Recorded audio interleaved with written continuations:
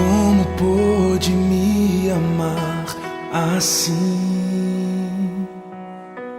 Como foi que se entregou por mim? Sua vida derramada lá na cruz, imenso amor que me alcançou. Tinha tudo para dar errado, me livrou das dores do passado. Mesmo vendo os meus defeitos, decidiu me amar. Um Deus tão grande, com amor tão grande, me faz alcançar muito além do que sonhei. Amor tão grande, de um Deus tão grande, fiel pra cumprir. Boa noite, irmãos, a graça e a paz.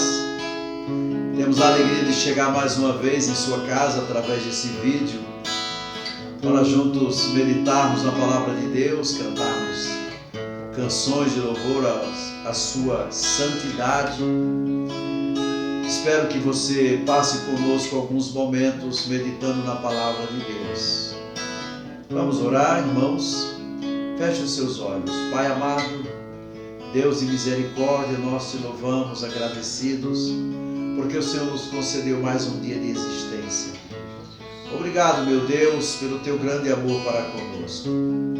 Obrigado, Senhor, por esses dias quentes que o Senhor tem nos dado.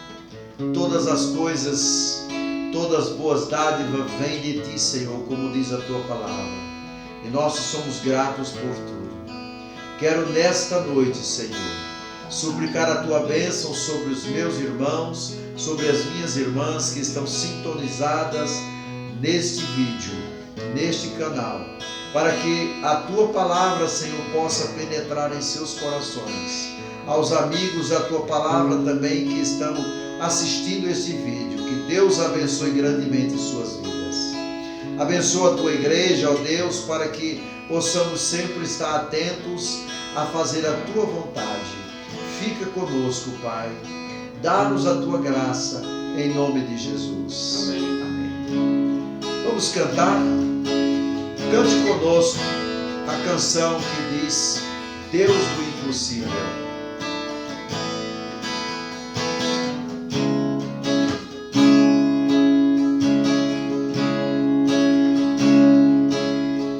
Quando tudo diz que não,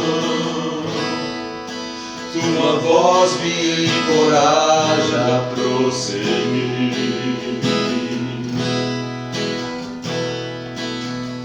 Quando tudo diz que não, ou parece que o mar não vai se abrir, sei que não estou só, e o que dizes sobre mim não pode se frustrar. Venha em meu favor e cumpra em mim o teu querer. O Deus impossível não desistiu de mim. Tua destra me sustenta e me faz prevalecer.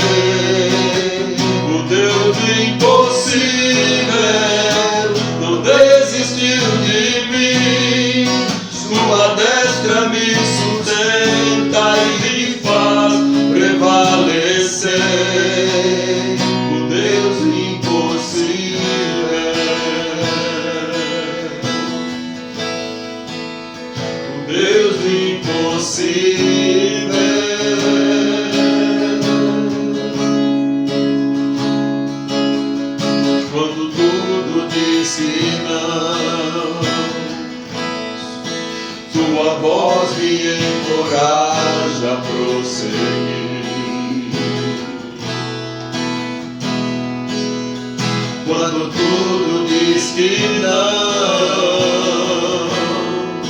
ou parece que o mar não vai se abrir. Sei que não estou só, e o que dizem sobre mim não pode se frustrar. Venha em meu favor e cumpra em mim o teu querer. Deus do impossível não desistiu de mim. Sua destra me sustenta e me faz prevalecer. Deus do impossível não desistiu de mim. Tua destra me sustenta e me faz prevalecer. Deus do impossível, o Deus do impossível,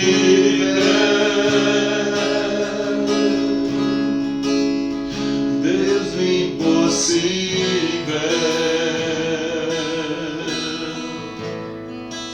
Amém. Amém.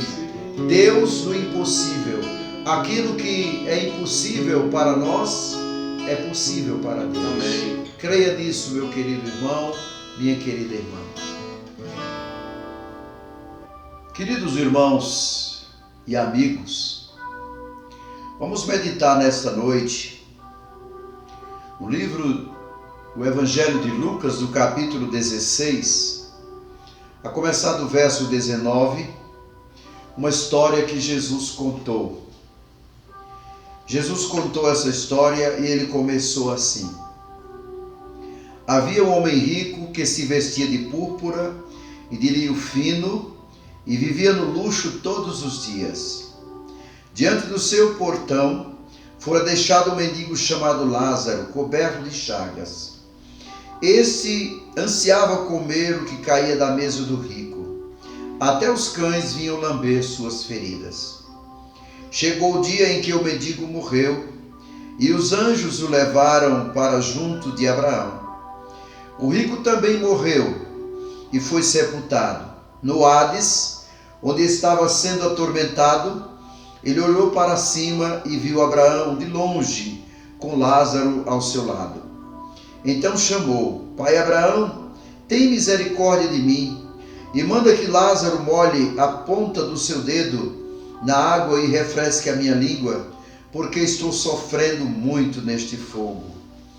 Mas Abraão respondeu: Filho, lembre-se de que durante a sua vida você recebeu coisas boas, enquanto que Lázaro recebeu coisas más. Agora, porém, ele está sendo consolado aqui, e você está em sofrimento. E além disso, entre vocês e nós há um grande abismo, de forma que os que desejam passar do nosso lado para o seu, ou do seu lado para o nosso, não conseguem. Ele respondeu: Então eu te suplico, Pai, manda Lázaro ir à casa de meu pai, pois tenho 5 irmãos. Deixa que ele os avise, a fim de que eles não venham também para este lugar de tormento. Abraão respondeu: Eles têm Moisés e os profetas, que ouçam. Não, pai Abraão, disse ele, mas se alguém dentre os mortos fosse até eles, eles se arrependeriam. Abraão respondeu: Se não ouvem a Moisés e aos profetas, tampouco se deixarão convencer, ainda que ressuscite dentre os mortos. Eu li assim até o verso 31. Queridos, eu gostaria de meditar nessa noite com você, debaixo do seguinte tema: como Deus trata o salvo e o perdido. Esse texto que eu li é um texto fantástico. É o único relato em toda a Bíblia da vida do além.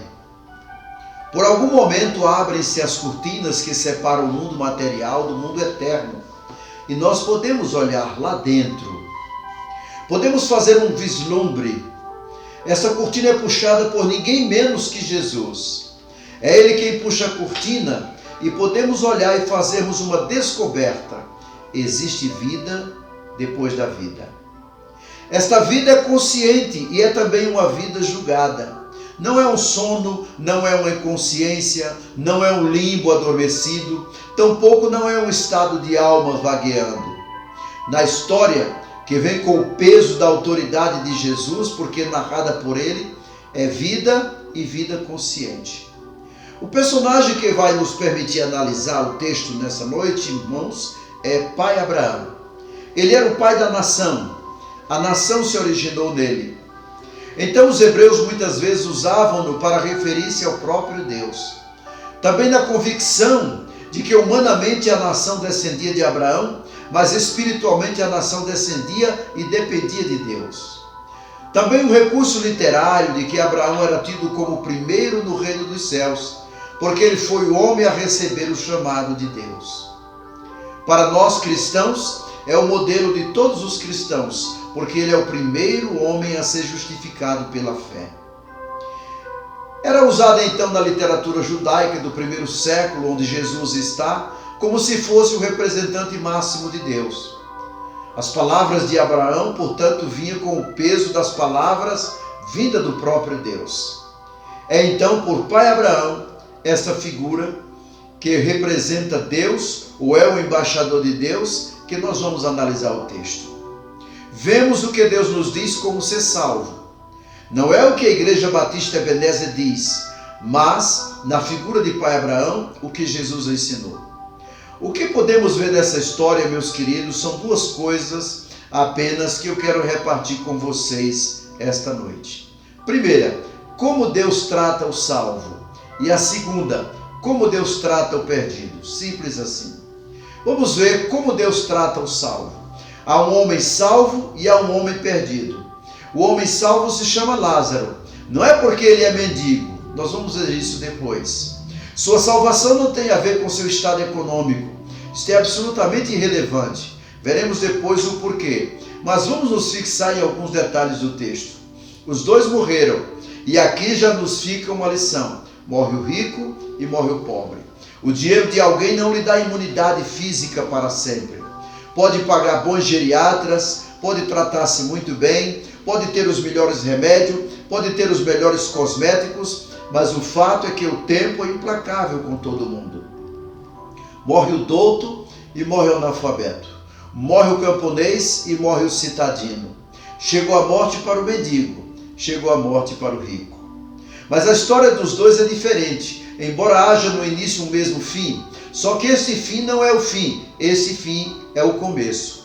Diz-nos o texto no verso 22, chegou o dia em que o mendigo morreu e os anjos o levaram para junto de Abraão.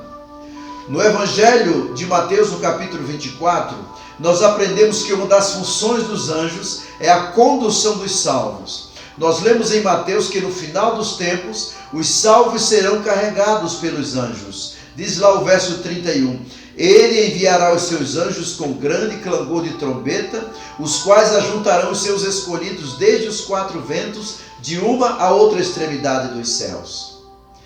Aqui em Brasília nós sabemos, muitas vezes o trânsito é interrompido porque passa alguma grande autoridade, um presidente de outra nação, um primeiro-ministro de outra nação. Então vem o cortejo, vem os batedores abrindo caminho, porque atrás vem uma figura importante. O homem que morre aqui na história que Jesus contou, socialmente não tem nenhuma importância, é o mendigo, mas Deus envia-lhe uma escolta. Essa é a primeira lição que nós aprendemos em como Deus trata o salvo. O salvo tem uma escolta, ele é grande, ele é gente importante, a sua morte significa para Deus. Quando alguém parte para encontrar-se com Deus e é dos seus queridos, alguém que pactuou com Ele, se comprometeu com Ele, que o amou, que o serviu, não é alguém que parte ao léu sem nenhuma ação da parte de Deus. É gente importante, é gente para a qual vem um cortejo especial de anjos. O adentrar a presença de Deus é algo significativo para o salvo. Mas o adentrar de um salvo à presença de Deus também é algo significativo para Deus. Não é um chato, não é um incômodo, não é um pedinte, é alguém que merece honra e é recebido com honras no céu. Aleluia. Em segundo lugar, o texto diz que ele foi levado para o seio de Abraão. Já disse que Abraão é o fundador da nação. Ser chamado de filho de Abraão era o maior elogio que se podia fazer a um hebreu. Jesus mesmo falou que muitos nos últimos dias viria de todos os cantos e se assentaria à mesa no reino dos céus com Abraão, com Isaque e com Jacó.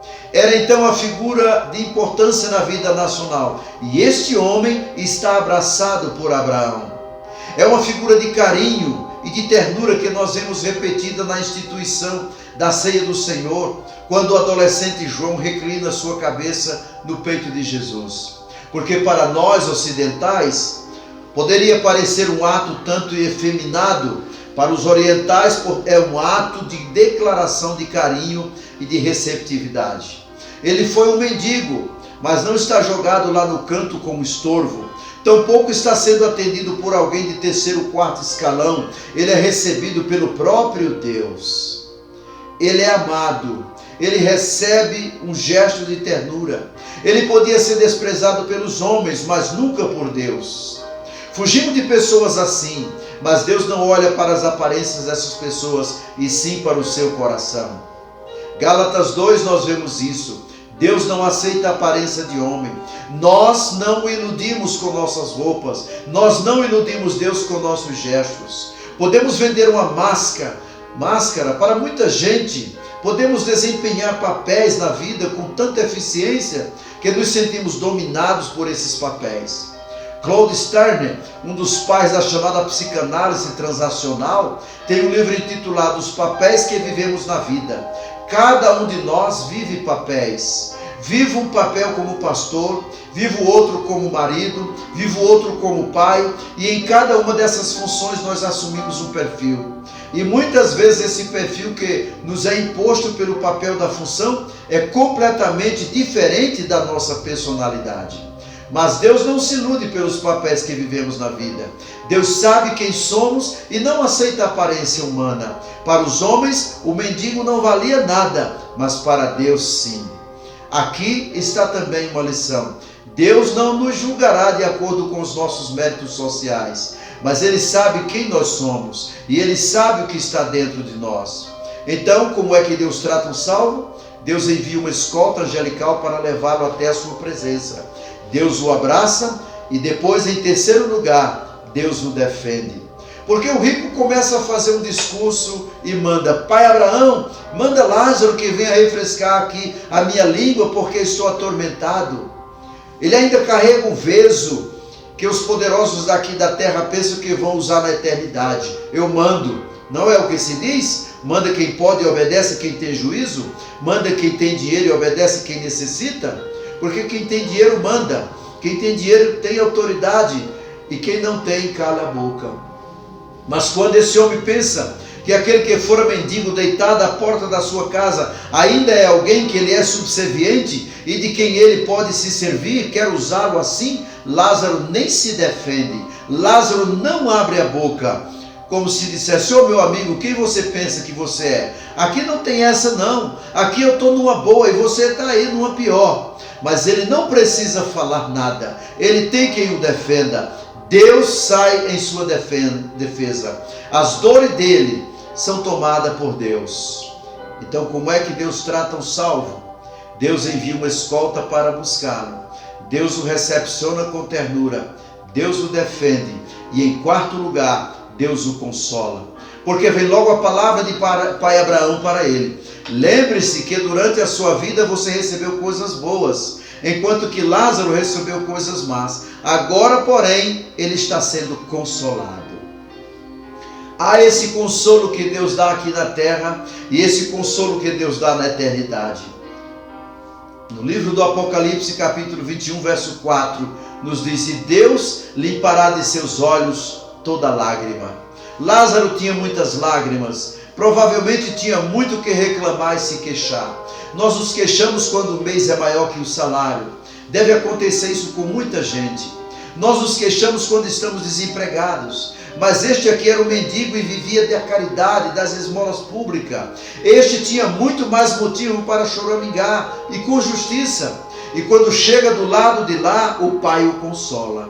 Aprendemos aqui também, queridos, como a realidade terrena é fugaz. Nós nos esforçamos por coisa que vamos deixar aqui e muitas vezes esquecemos de cuidar da única coisa que vamos levar para a eternidade. É o que Eclesiastes diz: o espírito volta a Deus. Cuidamos de tudo, mas nós não cuidamos do nosso espírito. Não nos preocupamos em pensar que chegará o fim para todos.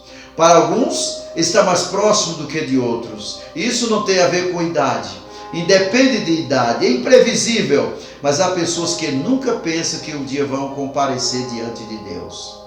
E a Bíblia diz isso: aos homens está ordenado morrerem uma só vez, vindo depois disso o juízo. Mas aqui nós vemos como Deus trata o salvo, e vemos que Ele trata com carinho, com ternura e com valor. Vemos que é bom ser um salvo, e vemos que vale a pena ser um salvo. Vamos à segunda parte da nossa mensagem: como é que Deus tratou o perdido? Primeira resposta: com amor. Surpreendentemente com amor. Quando o rico lhe dirige a palavra que Deus devolve é esta: filho. É assim que Ele trata. Não trata com ódio. Foge ao ensino de Jesus esse conceito de um Deus furibundo, deslocado, com um feixe de raios na mão, preste a fulminar qualquer um. Não é um Deus que tem prazer em torturar as pessoas. Não é um Deus que sente prazer na desgraça alheia. É um Deus que se relaciona com base não nos atos das pessoas, mas no seu caráter. É assim que Ele se dirige a esse homem perdido: filho. Ele também o trata com amor. Não há nenhum rancor. Deus é amor, diz a Bíblia. Ele é amoroso com o salvo e com o perdido. Ele é amoroso com aquele que é profundamente religioso e é amoroso com aquele que é ateu. Ele é amoroso com o piedoso e é amoroso com o cínico. Ele é amoroso com o santo e é amoroso com o devasso. Porque o que determina a maneira de Deus nos tratar é o seu caráter, não os nossos atos. Porque se fossem nossos atos, todos nós estaríamos perdidos, a começar por mim. E o profeta Isaías diz que as nossas virtudes são como trapo de imundícies diante de Deus. Nenhum de nós pode presumir que tem algum valor e se escudar numa bondade que por vezes tem por criação, por caráter, por opção. Não é isso que vai fazer com que Deus o trate bem, porque Deus tratou esse homem perdido com ternura, chamou de filho. É assim que Deus trata o perdido, com amor. Em segundo lugar, Deus trata o perdido negando-lhe socorro. O verso 26 nos diz: e além disso, entre você e nós há um grande abismo, de forma que os que desejam passar do nosso lado para o seu, ou do seu lado para o nosso, não conseguem. E aí você pode dizer: um momento, esse seu argumento, pastor, não está batendo bem. Como é que Deus trata o perdido com amor e lhe nega socorro? Por uma razão muito simples, querido. Porque o nosso destino final é escrito aqui na terra. Porque o nosso paradeiro eterno é resolvido aqui durante a vida e por nós. Não se iludam, a palavra de Jesus é muito clara. Não há como passar de um lugar para o outro. Só há dois lugares, não aparece um terceiro. A ideia de um purgatório é estranha à Bíblia. Ela é introduzida no século VI do cristianismo. E ela é fonte de renda para a igreja romana. Mas não é uma doutrina bíblica. Jesus disse que quando Ele voltar, uns serão colocados à esquerda e outros à direita. Aos da direita se dirá: vinde benditos de meu Pai. E aos da esquerda: apartai-vos de mim, malditos. Não há uma coluna do meio com Deus, ou direita ou esquerda.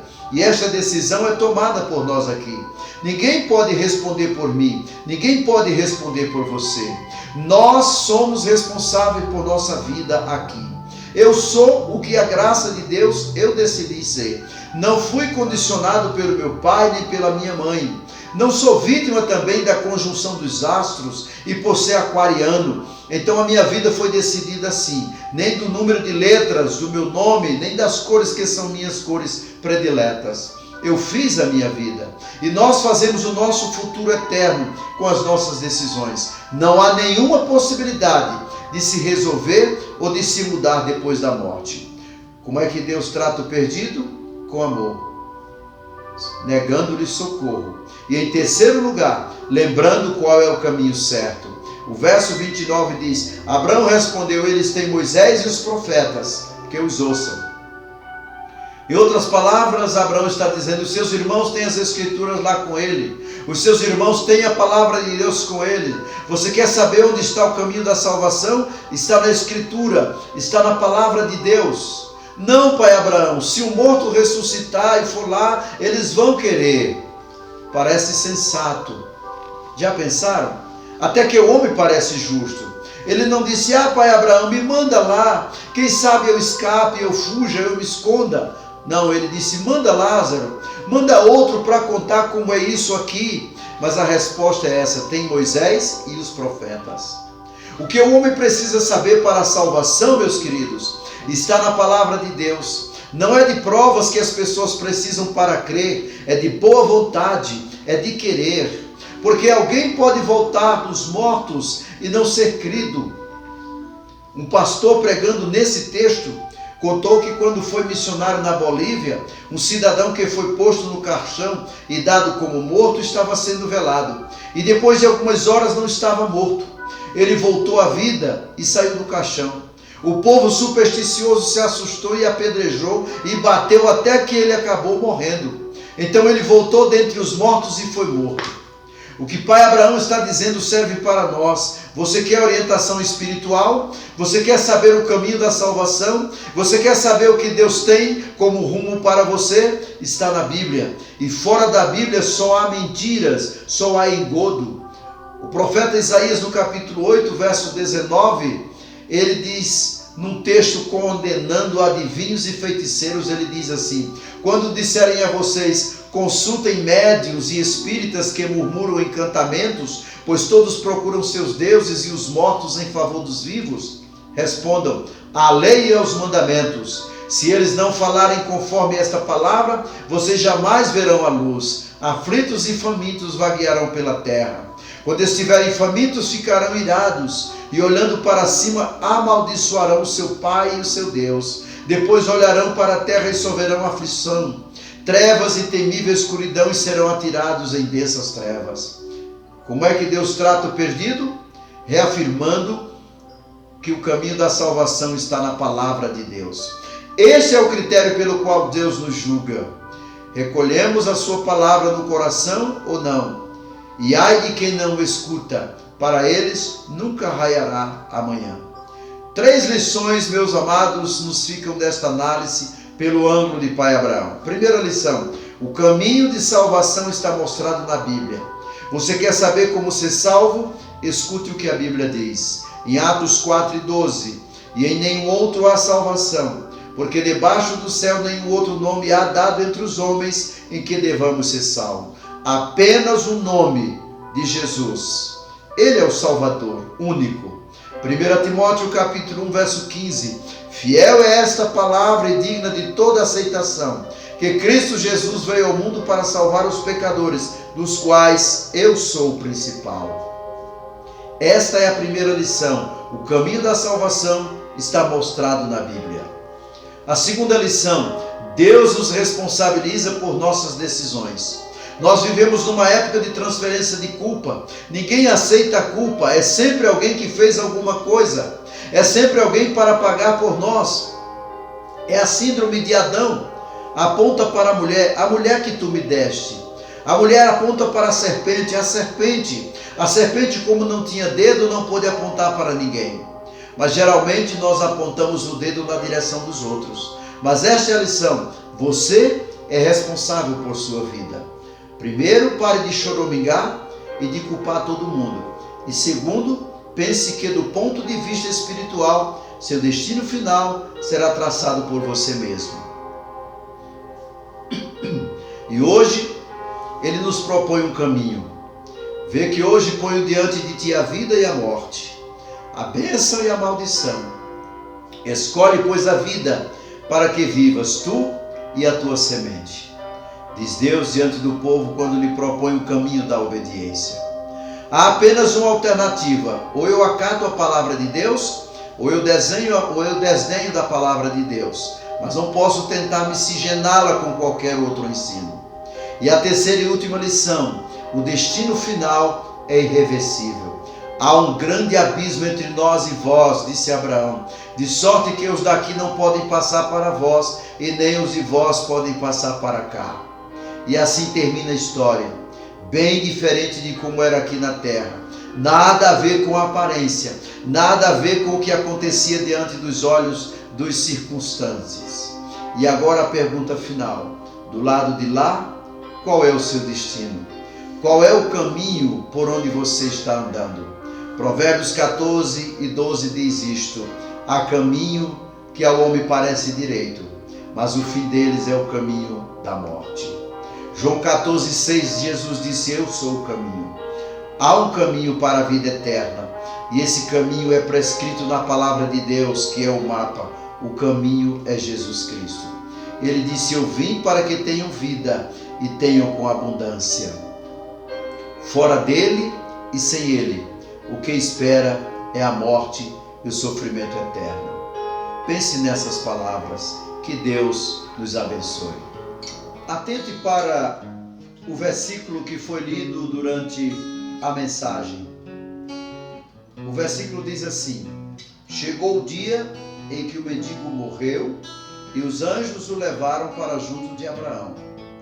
O rico também morreu e foi sepultado. Esse momento chega para todos nós. E a história que Jesus contou teve dois finais. O pobre foi levado para o seio de Abraão. O rico foi sepultado. E o verso 23 diz: no Hade, onde estava sendo atormentado. Nós vamos cantar uma canção que diz: meu amigo, hoje você tem a escolha. É a escolha que você tem que fazer antes da última hora. Essa canção tem como título A Última Hora. Nós vamos cantar e logo após nós vamos orar, encerrando assim a nossa programação.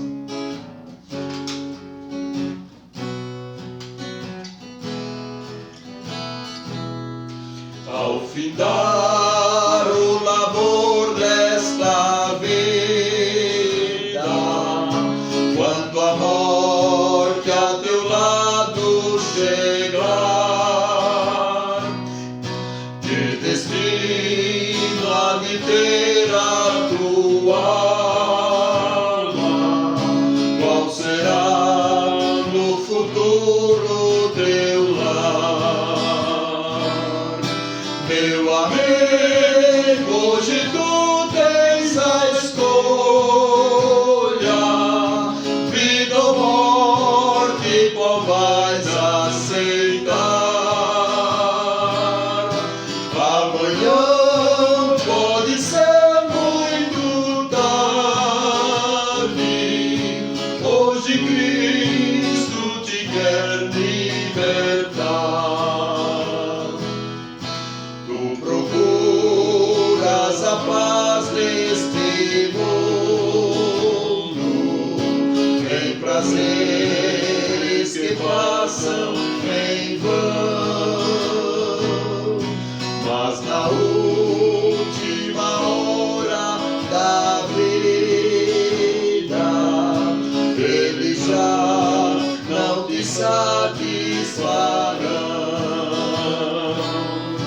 Meu amigo, hoje tu tens a escolha,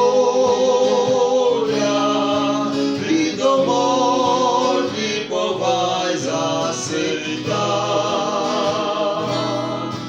Amanhã pode ser muito tarde, hoje Cristo te quer libertar. Por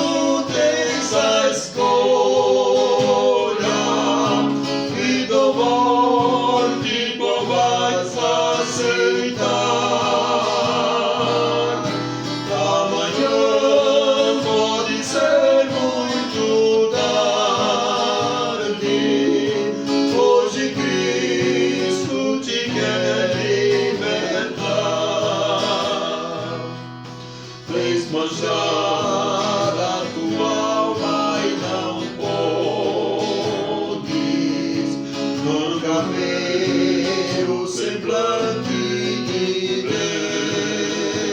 Deus.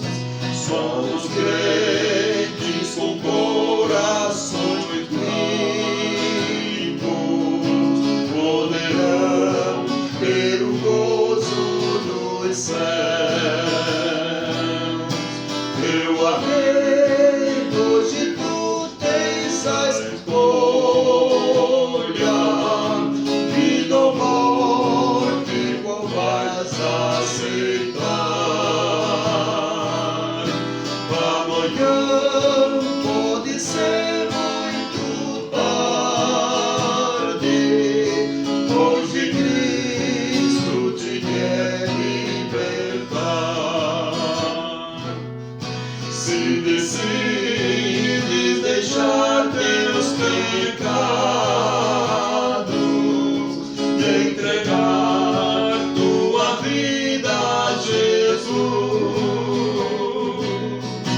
brilhará assim na última hora um caminho brilhante de luz.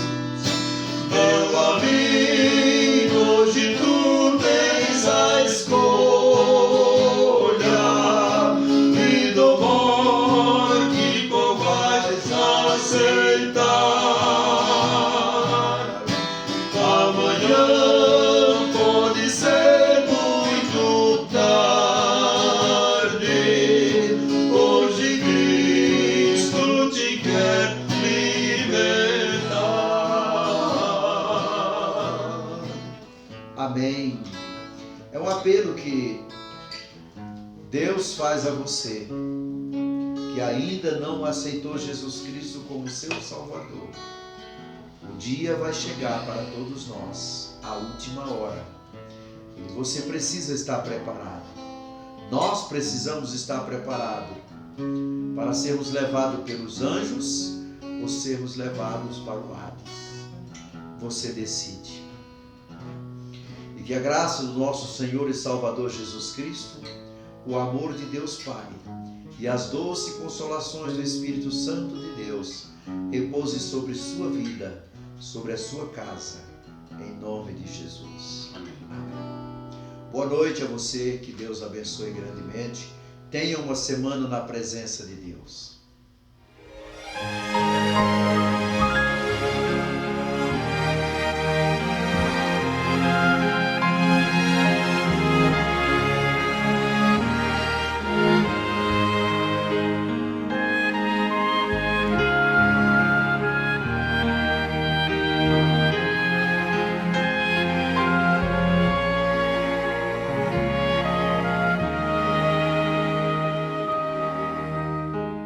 A sua entrega é total. Você não pode mais